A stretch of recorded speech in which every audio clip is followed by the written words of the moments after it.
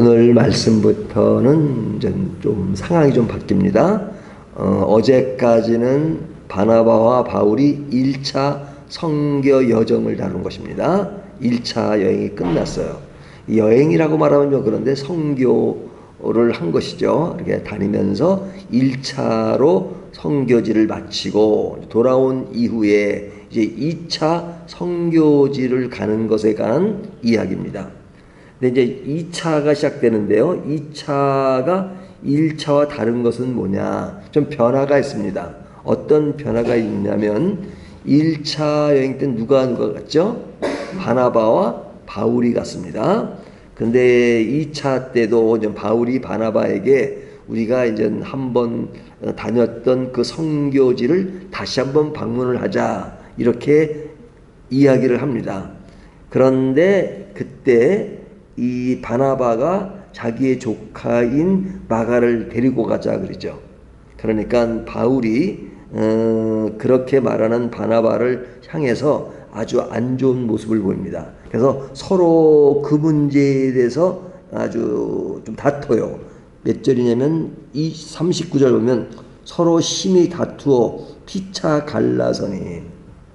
왜 갈라서냐면 마가가 이제 그 1차 여행 때 같이 동행을 했었는데 그가 그냥 떠나가고 그러죠. 그냥 바로 그냥 떠나가 버리니까 그 떠나갔던 그 마가에 대해서 바울은 상당히 성실치 못한 그의 태도에 대해서 좀 선입감을 가지고 있는 겁니다.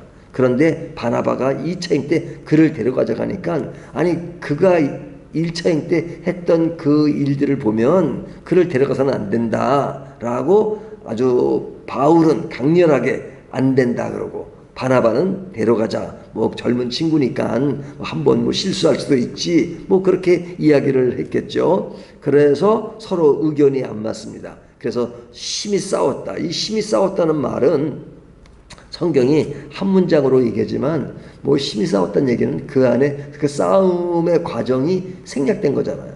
어떻게 싸웠는지. 그러나 심히 싸웠다는 얘기는 아주 그냥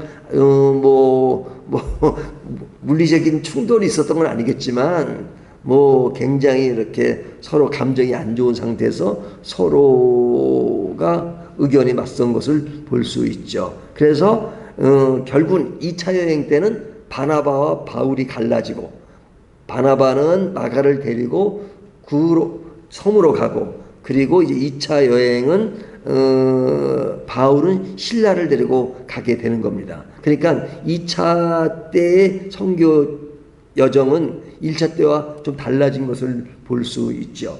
그래서 이제 바울은 2차 선교지를 가게 되는데 그 가는 지역이 처음에 16장으로 보면 바울이 더베와 루스드라에도 이름에 1차 여행 때는 배를 타고 갔죠. 배를 타고 구브로 섬으로 갔는데 2차 때는 배를 타지 않고 이제 그들이 있는 안디옥, 이스라엘 위쪽에 있는 시리아 지역이요. 시리아 지역에서 이제 걸어서 이제 가는 겁니다. 그 가는 지역이 더베와 루스드라입니다.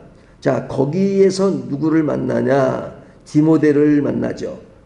1절 거기 디모데라 하는 제자가 있으니 그 어머니는 믿는 유대 여자요 아버지는 헬라인이라. 그래서 디모데를 만나서 이제 그곳에서 어떤 일이 벌어지느냐? 디모데에게 할례를 행합니다. 그러니까 바울은 그 율법을 뛰어넘는 은혜를 강조하잖아요. 또 유대인 중심에서 이방인 중심으로 강조를 합니다. 근데 그 유대교인들은 이방인이 예수를 믿으면 반드시 유대교인들이 행하는 할례를 행해야 된다고 생각을 했습니다. 그런데 바울은 꼭 그럴 필요가 있느냐라고 생각하죠. 하지만 디모데의 경우는 할례를 행했다는 것은 뭐예요? 그것이 너무너무 중요하고 꼭 필요해서가 아니라 그 당시에 이방 선교와 그 다음에 유대인들의 갈등 이런 것들을 최대한 완화시키는 그런 역할을 하죠. 그러니까 이것이 목숨 걸 일이 아니면 끝까지 반대할 이유는 없고 그냥 서로 타협하는 것이 있잖아요. 그래서 어제 본문에 보면 예루살렘 회의에서 이방 선교에 대해서 어떻게 해야 되느냐. 이방인들을 괴롭게 하지 말라. 하지만 그들에게 이런 것들은 좀 절제하게 하자. 음행하지 않고 그 다음에 우상숭배하지 않고 하는 그런 이야기를 하잖아요. 그것처럼 이 디모데에게 할례를 행했던 것도 특이한 사항으로 지금 기록되고 있습니다. 그리고 이제 바울은 그 선교지를 가는데 지금으로 말하면 소아시아 지역, 그러니까 터키 지역이죠. 그쪽으로 이렇게 걸어서 가는 겁니다. 그래서 쭉 터키를 지나면 왼쪽으로 더 가면 뭐가 나와요? 그리스가 나오죠. 그리스. 그러니까 고린도 이런 데는 그리스 영역이잖아요. 그런데 바울은 바나바에게 이야기한 것처럼 우리가 1차 때 갔던 지역을 다시 한번 방문하자 그랬습니다. 그래서 계획은 그 1차 때 여행을 다시 한번 방문하는 것인데 6절을 보면 성령이 아시아에서 말씀을 전하지 못하게 하시거늘 그들이 부르기아와 갈라디아 땅으로 다녀가. 그래서 이제 계속 위쪽으로 가는 겁니다. 가는데 그 성령께서 어디로 가라고 말씀하세요?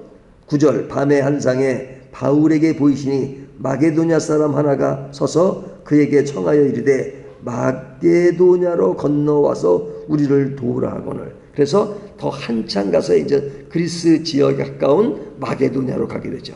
마게도냐로 가는 것. 그러니까 원래 선교 계획이 없었던 일을 하게 되는 겁니다. 그러니까 계획이 변경된 거죠. 그래서 마게도냐에 있는 빌립보에 가서 누구를 만나게 돼요? 그 루디아를 만나게 되죠. 예? 루디아라는 그 사람을 만나서 이제 복음 전파에 도움을 받게 됩니다. 그리고 사도 바울도 빌립보에서 루디아의 도움을 많이 받게 됩니다. 그러니까 그 계획했던 것과는 상당히 변화가 있던 것을 볼 수 있죠. 바나바와 같이 가기로 했는데 결별해서 같이 안 가고, 그리고 가는 계획도 1차 때 방문을 다시 한번 하려고 했는데 지금 생각지도 않게 마게도냐로 가게 되고, 그리고 빌립보에서 사역을 조금 하게 되는 그런 일들은 원래 계획했던 일과 바뀐 것을 볼 수 있죠. 그러니까 상당히 많이 바뀌었다는 것입니다. 그렇다면 우리가 이 말씀을 생각하면서 무엇을 좀 교훈받을 수 있을까요? 우리들의 사역, 우리들의 삶의 계획, 이것이 무계획이 좋으냐? 계획이 없어도 그냥 하나님께서 즉흥적으로 성령께서 인도하시는 대로 가면 되지 않느냐라고 생각할 수 있죠. 물론 늘 성령의 인도하심을 받는 건 너무 당연한 것이죠. 하지만 무계획이 좋다는 것은 아닙니다. 사도 바울도 분명히 계획을 세웠어요. 계획을 세웠지만 계획이 자기 뜻대로 안 된 것이죠. 그러니까 우리들로서는 충분히 늘 계획을 세우고 철저하게 준비하는 자세는 필요합니다. 하지만 우리가 그렇게 계획을 세웠다 하더라도 꼭 그렇게 되느냐? 그건 아니죠. 우리 인생 계획을 세워도 우리 마음대로 됩니까? 어떤 분야에 일하는 사람들 보면 원래 그것은 하려고 하지 않았어요. 옛날에는 제가 다른 것을 전공했는데 지금은 이 일을 합니다. 뭐 이런 말들을 많이 하잖아요. 우리가 어떤 일을 세워도 내 뜻대로 안 될 때가 많죠. 그래서 성경은 이렇게 말씀하십니다. 사람이 계획할지라도 그 걸음을 인도하시는 이는 여호와시니라. 그렇기 때문에 우리로서는 계획을 세우고 나가는 것이 중요해요. 그냥 무계획으로 그냥 아무렇게나 살자, 그것은 아니죠. 하지만 우리가 계획을 세운다 할지라도 늘 그 순간순간에 하나님의 인도하심을 받고 그것에 따르는 것, 그 계획이 바뀔 수 있다는 것을 늘 염두에 두는 것, 이것이 오늘 말씀을 통해서 우리가 교훈받을 수 있는 한 면이죠.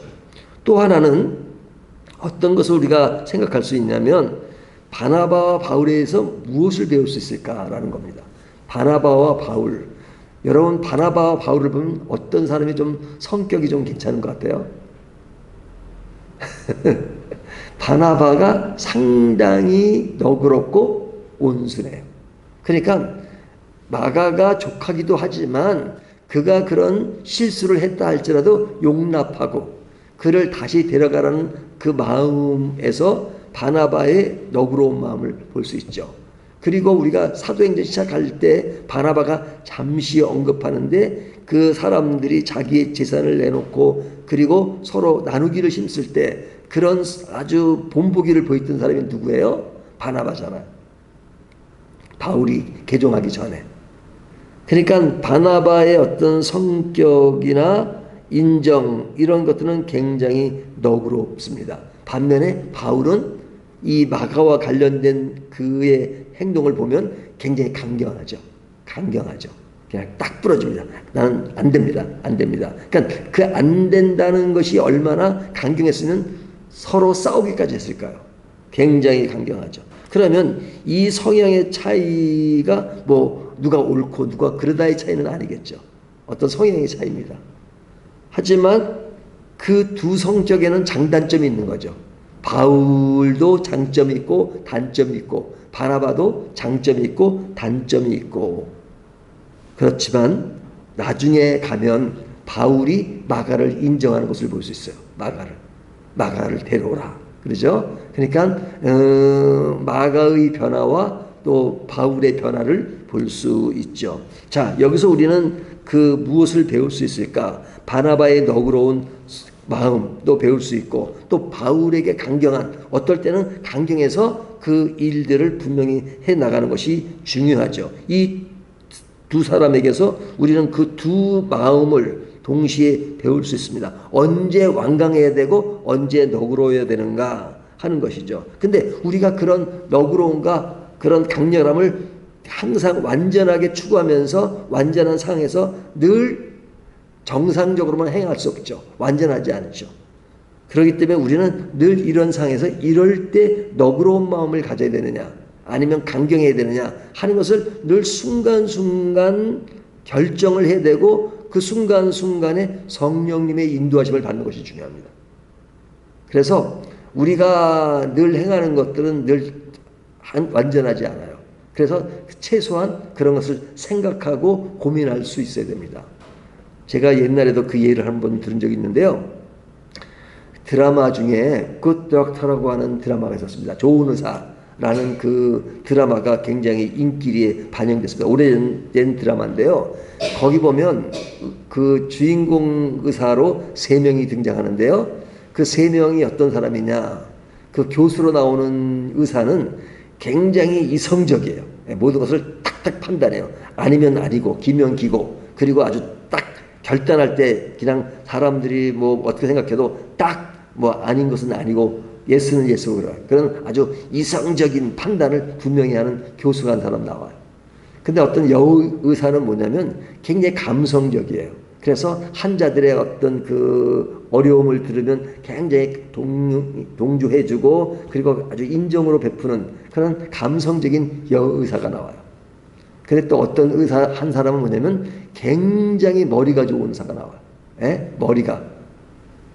그 사람은 그냥 천재예요, 천재. 그러니까 뭐 그 무슨 내용이 나오면 어느 책 몇 페이지에 그 내용이 있다는 것을 알 정도로 천재적입니다.